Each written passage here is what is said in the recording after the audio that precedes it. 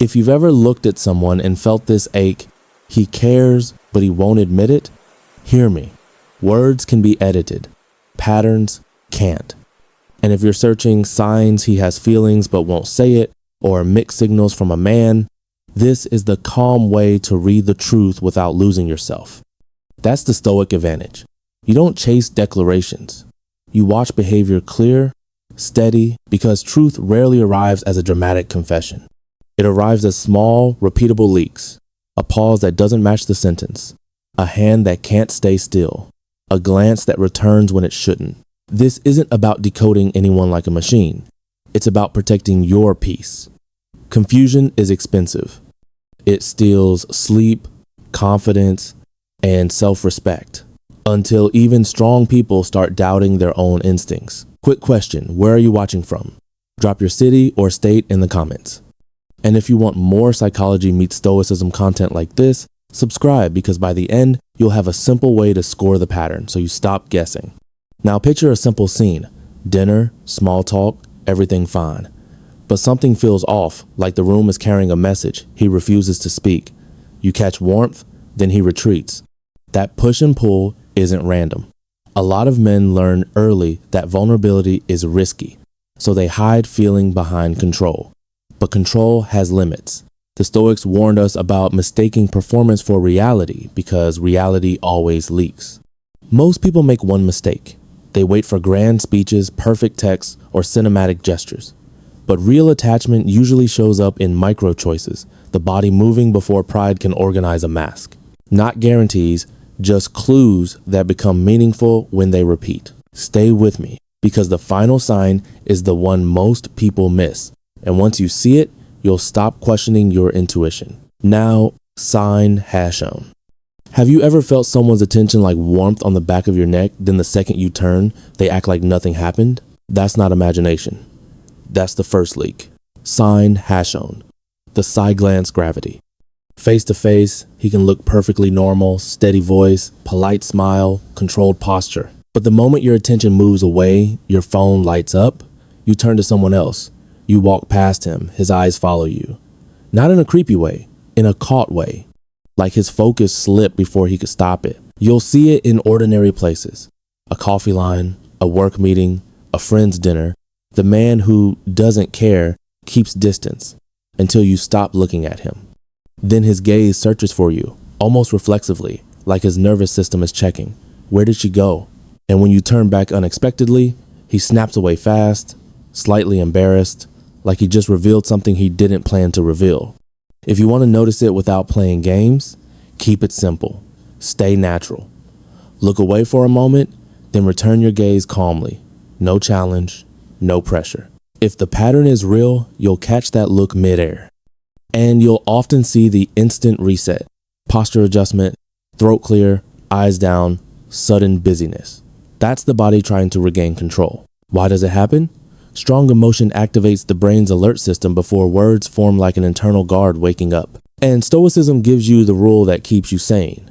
One glance means nothing. Repeated glances mean something. You're not collecting moments, you're tracking patterns. So ask yourself, when you're not looking, does he still look for you? And now that you've seen the first leak, the next sign gets sharper, because sometimes the body doesn't just watch, it starts matching you, then fighting the match. Let's go there. Have you ever felt that sting of mixed signals when you're warm and he gets colder? You laugh and his face tightens. You share something real and he turns neutral. It can feel like rejection, especially if you're searching signs he has feelings but won't admit it. But sometimes it's not rejection. Sometimes it's restraint. Sign #2. Reverse mirroring. His expression does the opposite of the moment. Your excitement meets his seriousness. Your tenderness meets his distance. Not because he feels nothing, because he feels something and doesn't trust it. Here's how it plays out. You're in the car telling a story, glowing, and he stares forward like he's trying to keep control. Or you admit something vulnerable and he suddenly becomes safe and flat. But the body leaks, fingers rub together. A knee bounces under the table. The jaw sets. Hands disappear into pockets. He gets busy at the wrong time, adjusting a watch, fixing a sleeve, checking a phone, anything to manage the pressure building in his nervous system. That mismatch is the point. His face is performing calm while his body is carrying tension. Stoicism keeps you steady here. Don't react to the mask. Track the mismatch. One serious look means nothing. Anyone can have a hard day. But if your warmth repeatedly meets restraint, while his body keeps confessing tension, that's not proof of love. It's proof of impact. Indifference is effortless. Restraint takes work.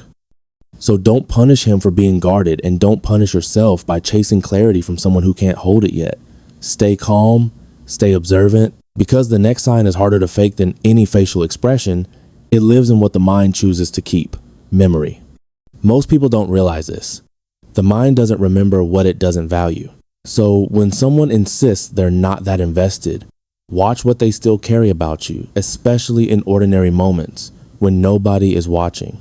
Sign #3, hyperdeveloped memory. Not the movie version with poems and speeches, the quiet version that shows up as precision. You're at a cafe, and before you speak, he orders your drink exactly the way you like it. Not because you reminded him, because he stored it.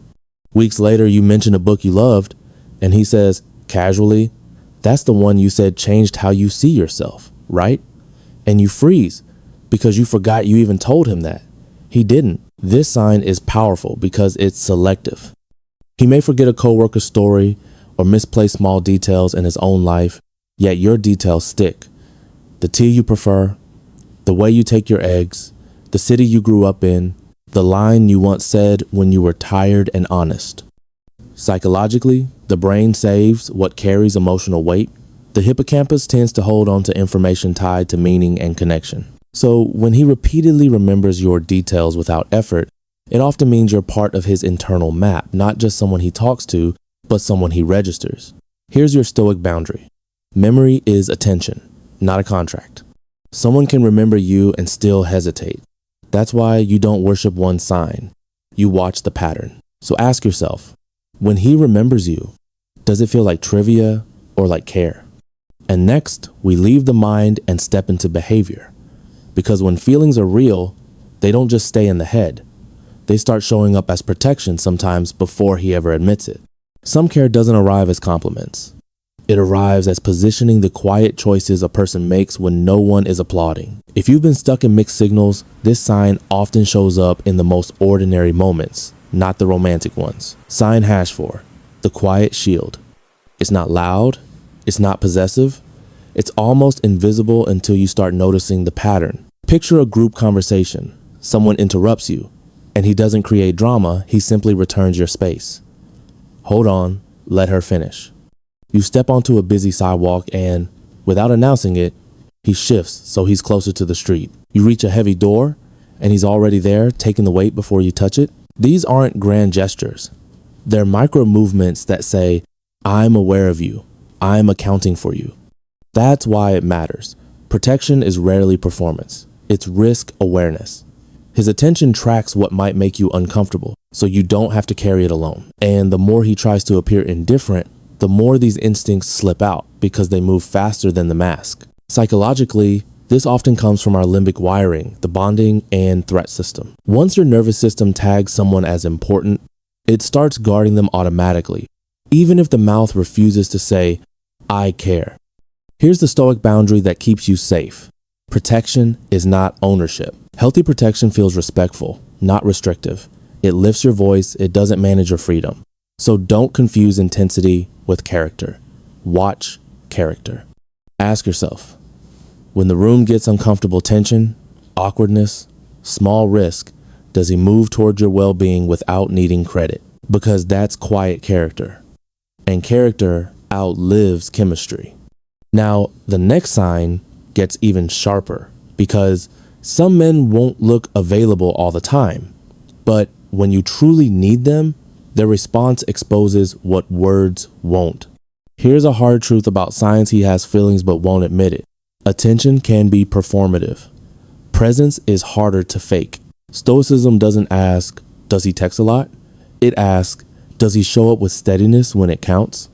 Sign #5, the paradox of availability. He keeps a measured distance in normal moments, but becomes unmistakably present when your well-being is on the line. On a regular day, your casual message might sit for hours. Your small updates get a short reply. If you judge only the surface, you'll assume you don't matter. But then the situation changes, you change. The moment you're overwhelmed, sick, anxious, or quietly hurting, he responds faster. Not with romance, with presence. Are you okay? Do you need anything? I can help. It's controlled distance when life is normal, then real urgency when you're not. You'll see it in small, real scenes. Someone replies late all week until the night you send, I'm not doing great. And suddenly the phone rings. No flirting, no performance, just a priority shift that doesn't need an audience. And when you share something personal, something human, not impressive, his focus sharpens. He leans in without realizing. His breathing changes. The room gets quieter because his nervous system decided this matters. The more vulnerable you are, the more present he becomes. Your Stoic guardrail. Urgency is not commitment. Someone can rush in during emotion and vanish when responsibility shows up. So don't worship intensity. Track consistency. Ask whether his presence leads to steadiness, respect, and clear intention over time. Here's the awakening question. When you need support, does he become more real, or does he appear just long enough to keep you attached? Because your peace matters more than his mystery. And next, we go deeper, because there's a sign that happens before he can think. Two nervous systems start syncing like instruments finding the same rhythm. And that truth is almost impossible to hide. There's a kind of connection you can't manufacture because it happens before thinking, not in words, not in flirting, in rhythm. If you've ever wondered why mixed signals still feel real, this is often why. The body answers before the mouth does. Now we're getting into one of the clearest signs he has feelings but won't admit it because it happens before he can control it. Sign #6. Unconscious synchronization. You're talking about something ordinary, work, a movie, a random story, and quietly it begins. You tilt your head, and a moment later he mirrors it. You slow your voice, and his tone softens too. You pause, and he pauses, as if the silence belongs to both of you. It feels like an invisible thread pulling you into the same tempo. That isn't Hollywood chemistry. It's the nervous system. Mirror systems in the brain help humans bond by matching each other automatically like two instruments tuning to the same note. But here's what gives him away. The sync doesn't stay smooth. It snaps. For 20 or 30 seconds, he's in the flow, matching your timing, your energy, your pace. Then he suddenly catches himself. He shifts in his chair. He looks away. He clears his throat. He changes his speech speed on purpose, faster, slower, anything to cut the closeness that just happened. That push and pull is the clue. His body leans toward connection while his mind reaches for safety. Stoicism gives you the right posture here. Witness, don't chase. You don't point it out. You don't test him. You don't turn one moment into a verdict. You simply log it calmly, because repeated synchronization followed by sudden self-correction often signals inner conflict. I feel close, but I'm afraid to show it. And here's the waking question. If he truly felt nothing, why would he need to pull away at all? Indifference doesn't require effort. Restraint does. Quick check, are you still with me? Comment the number you're on. 1, 2, 3. I want to see how many patterns you've recognized. And now we move to the most intimate clue, because it's not about posture. It's about the one thing a guarded heart avoids, while the mind keeps returning to it: your name. A guarded heart can say many things, but there's one word that often feels too revealing: your name. Because a name isn't just sound, it's closeness made audible. This next one is often one of the most telling signs he likes you but is afraid to show it because it's about the word he avoids. Sign #7, the name dilemma. When he's with you, he may avoid saying your name directly. Not because he forgot it, because it feels intimate, like moving closer than he's ready for. He'll say, hey, you, listen, or start a sentence and reroute it. You'll notice the micro hesitation, a pause, a half smile, then a safer word. But here's the twist. When you're not around, your name shows up everywhere. Friends notice first. He brings you up in unrelated conversations. She'd like that place. She mentioned something like this. She would laugh at that. And if someone teases him, Why do you keep talking about her? He shrugs it off, acting casual. Yet, the pattern repeats, because emotional investment makes the mind circle back without permission. Now watch the most revealing moment. When someone else says your name in the room, his attention snaps toward the sound. His breathing catches for a beat. His expression flickers like a light turned on behind his eyes. And if he repeats your name, the tone often shifts softer, slower, careful, like he's handling something delicate. Stoicism keeps you grounded. Don't worship a single moment. Shyness, anxiety, or old wounds can also create awkwardness. So you don't build a fantasy from one sign. You look for repetition across time, settings, and people. That's the method. Count patterns, not sparks. If you consistently see 5 out of 7 signs across weeks, not minutes, you're not overthinking. You're noticing reality with a calm mind. And here's the awakening message. Your power isn't enforcing a confession. Your power is choosing what you deserve. Real love eventually steps into daylight through courage, or through the truth that it can't stay hidden forever.